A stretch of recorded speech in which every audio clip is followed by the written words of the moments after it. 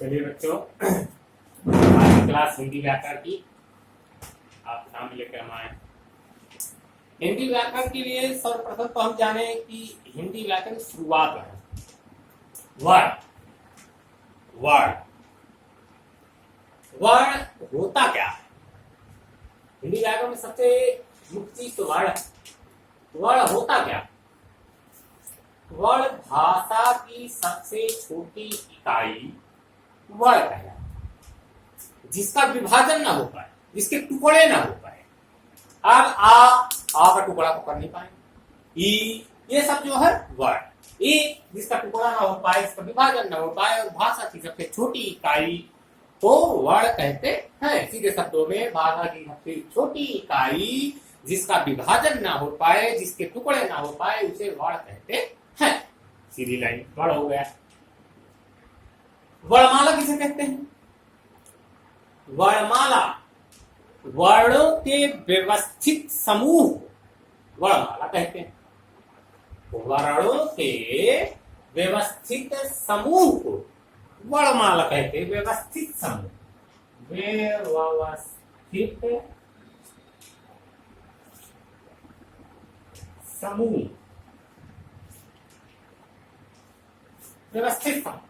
व्यवस्थित मतलब सही ढंग से, सही क्रम में, अच्छे से। अब एक होता है कि आप लोग प्रार्थना की लाइन देखे हैं ना, प्रार्थना की लाइन सही क्रम से, सही ढंग से हर क्लास की अलग अलग लगवाई जाती है, वो एक व्यवस्थित ढंग। तो वही प्रक्रिया है कि वर्णों को जब व्यवस्थित ढंग से रखा जाए, व्यवस्थित समूह में रखा जाए, तो उसे वर्णमाला कहते हैं। और लेखन के आधार पर 52 वर्ण होते हैं वर्णमाला। लेखन के आधार पर हर आधार अलग अलग है।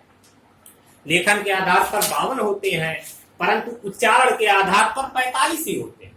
ये अलग अलग मतों का, अलग अलग विद्वानों का अलग अलग मत है, परंतु हमें वर्णमाला के अनुसार 52 वर्णों के अनुसार हमें हमारे अध्याय से संबंधित प्रश्न है। तो हिंदी व्याकरण में हमें वर्णमाला संबंधित शब्दों के लिए 52 वर्ण वाली मान्यता को याद रखना है, ना कि 45 वर्ण, क्योंकि जो है उच्चारण के आधार पर 45 वर्ण होते हैं और ये लेखन के आधार पर 52 माने जाते हैं। 52 में 13 जो है, 52 में 13 जो होते हैं स्वर होते हैं। उसके बाद 13 स्वर होते हैं 52 वर्णों में, ठीक है। 35 व्यंजन होते हैं, 35 व्यंजन होते हैं, ठीक है। 35 व्यंजन होते हैं और 4 संयुक्त व्यंजन होते हैं। संयुक्त व्यंजन, ये संयुक्त व्यंजन जो है, अब ये 52 वर्ण है। 52 वर्ण में 13 स्वर हो गए, छोटा बड़ा छोटी 13 स्वर हो गए, व्यंजन हो गए का, और 4 संयुक्त व्यंजन। ये संयुक्त व्यंजन क्या होता है, इसके बारे में हम आगे भी बताएंगे। संयुक्त व्यंजन कहते हैं कि 2 वर्णों से मिलकर बना हुआ वर्ण जो संयुक्त। तो संयुक्त स्वर भी होते हैं, संयुक्त व्यंजन भी होते हैं, इसके बारे में आगे चर्चा करेंगे। तो 52 वर्ण होते हैं जो वर्णमाला किसे कहते हैं कि वर्णों के व्यवस्थित समूह को वर्णमाला कहते हैं। ये आपका क्लियर हुआ? आगे देखते हैं। अब आते हैं वर्ण के भेद। अब वर्ण के भेद कितने? वर्ण के 2 भेद होते हैं, कौन? स्वर और व्यंजन। वर्ण के 2 भेद होते हैं, स्वर और व्यंजन। स्वर और व्यंजन 2 भेद होते हैं, ठीक है। स्वर और व्यंजन, स्वर व्यंजन। स्वर के कितने प्रकार होते हैं उसमें देखिए। स्वर के कितने प्रकार होते हैं, स्वर के कितने भेद होते हैं, ये देखिए। स्वर के भेद के बारे में जानिए। ह्रस्व या लघु, इसका नाम सुने होंगे, ह्रस्व या लघु स्वर। ह्रस्व या लघु स्वर। पहला ह्रस्व मतलब जिन स्वरों के, जिन वर्णों के उच्चारण, ठीक है, जिन वर्णों के उच्चारण में या बोलने में, आवाज में, ध्वनि में कम समय लगे, अल्प समय लगे, उसे ह्रस्व स्वर या लघु स्वर कहते हैं। कैसे? जैसे अभी आप आ, ई,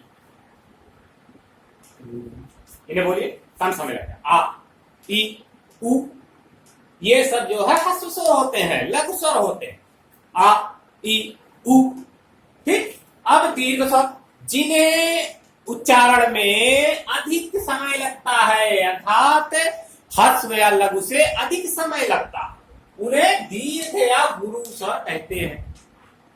जिनके उच्चारण में, जिन वर्णों के उच्चारण में लघु या ह्रस्व स्वर से अधिक समय लगता है, उन्हें दीर्घ या गुरु स्वर कहते हैं। कैसे? आ, ई, उ, समय लग रहा है ना? आ, ई, उ, अभी समय आ, ई, उ, जल्दी हो जाता है। आ, ई, उ, तो ये दीर्घ है। आ, ई, उ, तो इसमें समय लग रहा है, इससे अधिक समय लग रहा है, तो यह दीर्घ या गुरु स्वर। पलुप्त स्वर, पलुप्त स्वर क्या होता है? पलुप्त स्वर जिसमें ह्रस्व और दीर्घ से 3 गुना उच्चारण में समय लगे। ठीक है, 3 गुना समय लगे। इसमें 1 गुना था, इसमें 2 गुना समय लगता था, इसमें 3 गुना समय लगे उच्चारण। 3 गुना समय कैसे लगे? जैसे इसमें ज्यादातर ये ओम लिखते हैं, ओम, 3 गुना समय लग रहा है, ये पलुप्त स्वर में आता है। इसमें कुछ मतभेद भी है, कुछ विद्वान एक स्वर और मानते हैं, संयुक्त स्वर, उसके बारे में भी हम बता दे रहे हैं। कुछ विद्वान संयुक्त स्वर की मानते हैं, तो संयुक्त स्वर क्या होता है? संयुक्त व्यंजन भी होता है, ये भी जान लीजिए। ये कुछ विद्वान मानते हैं, तो हम संयुक्त स्वर का भी उपयोग होता है। तो संयुक्त स्वर क्या होते हैं, इसके बारे में हम बता दे रहे हैं आप लोगों को। संयुक्त स्वर का कई बार प्रयोग भी हुआ है, जो 2 वर्ण होने पर दो वर्णों के मिलन पे, संयुक्त मतलब 2 वर्ण मिले हो, जैसे आ, धन, ई, 2 वर्ण है, आ और ई बराबर ए। इसमें आते हैं 4 शब्द, ठीक है, 4 वर्ण बनते हैं, तो आ, ई बराबर एक लिख लीजिए। आ, धन, ए बराबर आई के, आ, धन, ई बराबर ए, आ, धन, ए बराबर ए, ठीक है।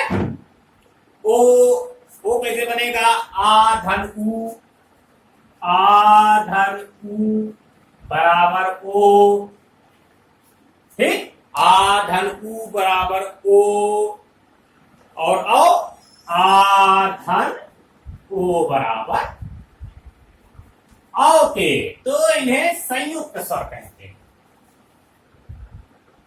इन्हें जो है संयुक्त स्वर कहते हैं। कैसे? आ, ई, 2 स्वर मिल गए, 2 वर्ड मिल गए, 2 वर्डों के मिलने पर एक नया वर्ड। संयुक्त स्वर 2 वर्डों से मिलकर बना है, संयुक्त मीन्स मिलना, समूह, तो 2 वर्डों से मिलकर बना है, प्लस हुआ है, ए बना, ए बना, आ, धन, ए, आई बना, ठीक। आ, धन, उ, ओ बना, आ, धन, ओ, औ बना। ये संयुक्त स्वर 4 होते हैं, ठीक है, ए, ओ, औ। तो संयुक्त स्वर भी मान्य होते हैं, कि स्वरों के भेद में माने जाते हैं। अब आते हैं व्यंजन। व्यंजन के भेद, व्यंजन क्या कितने प्रकार के होते हैं देखते हैं। लंबा तो नहीं हो जाएगा, चलिए देखते हैं।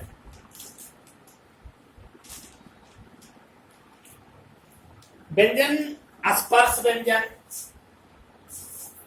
व्यंजन के भेद हैं व्यंजन। व्यंजन में है स्पर्श व्यंजन, ये स्पर्श व्यंजन किसे कहते हैं? स्पर्श व्यंजन माने गए हैं चार, स्पर्श व्यंजन 25 होते हैं, इनकी संख्या होती है 25। का से लेकर मां तक जितने भी व्यंजन आते हैं उन्हें स्पर्श व्यंजन कहा जाता है। इनकी संख्या होती है 25, का से लेकर मां तक, का, खा, गा, घा, अंगा, चा, छा, जा, जा, या, का, करा, या, रा। तो ये सब मां तक जितने भी वर्ड आएंगे, इसके बीच में, खास और मां के बीच में जितने भी वर्ड आएंगे वो संख्या होती है 25, जो स्पर्श व्यंजन कहे जाते हैं। दूसरा कौन सा व्यंजन है? दूसरा व्यंजन आपका है अंतस्थ व्यंजन। अंतस्थ व्यंजन, अंतस्थ व्यंजन क्या है? इनकी संख्या होती है 4। ये ज्यादातर पूछा भी जाता है एग्जाम में, ये अधिकतर आता रहता है, इंपॉर्टेंट जान लीजिए। अंतस्थ व्यंजन, या, रा, लावा, ये 4 जो है अंतस्थ व्यंजन होते हैं। इन्हें ज्यादातर एग्जाम्स में पूछते भी है, इसका प्रयोग भी बहुत अधिक होता है। तो इसमें समास में इसमें विग्रह बहुत प्रयोग होगा इसका, देखिएगा, ध्यान दीजिएगा। आगे देखते हैं ऊष्म व्यंजन की संख्या हुई ऊष्म व्यंजन। ऊष्म व्यंजन क्या है? जिनके उच्चारण में मुंह से गर्माहट आ जाए, मुंह में थोड़ा सा जलन टाइप में हो, ऊष्मा उत्पन्न हो। जैसे सा, थोड़ा सा गर्म हो गया, खट्टी सा भी वही याद है, सा, ठीक है, सा। और ये भी 4 होते हैं, ये ऊष्म व्यंजन माने जाते हैं। सा सब में ऊष्मा निकलती है, मुंह से जो है जलन उत्पन्न होता है, ऊष्मा हो जाती है। सा, हा, ये 4 ऊष्म व्यंजन माने जाते हैं। उच्छिप्त व्यंजन एक आता है, इसके बाद एक और है उच्छिप्त व्यंजन। वैसे तो बहुत से अघोष, सघोष, अल्प, प्राण, अंतस्थ, ये सब बाद में फिर आगे बढ़ाते हैं। उत्थित, इसी का व्यंजन देखिए। एक और व्यंजन है उच्छिप्त, उच्छिप्त व्यंजन। उच्छिप्त व्यंजन, इसे द्विगुणी व्यंजन भी कहते हैं। इसे द्विगुणी भी व्यंजन, द्विगुणी, द्विगुण व्यंजन भी कहा जाता है। क्यों कहा जाता है अभी बताते हैं।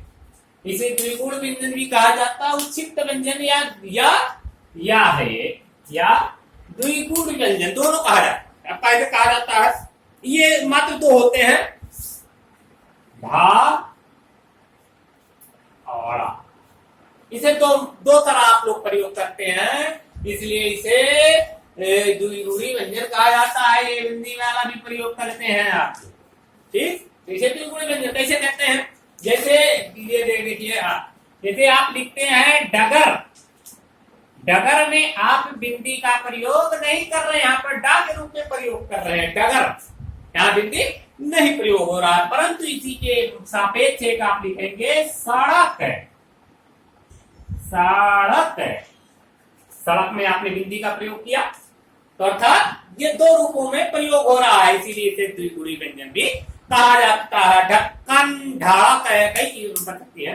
तो डगर, सड़क, इसमें आप परिवर्तन दे देते हैं। यहाँ डा में बिंदी नहीं लगी है, एक प्रयोग, और द्विगुणी के रूप में द्विगुणी इसलिए कहा जाता है। यहाँ पर 2 रूप में प्रयोग, यहाँ डा, यहाँ अड़ा के रूप में प्रयोग है, खाली बिंदी का प्रयोग है, ठीक है।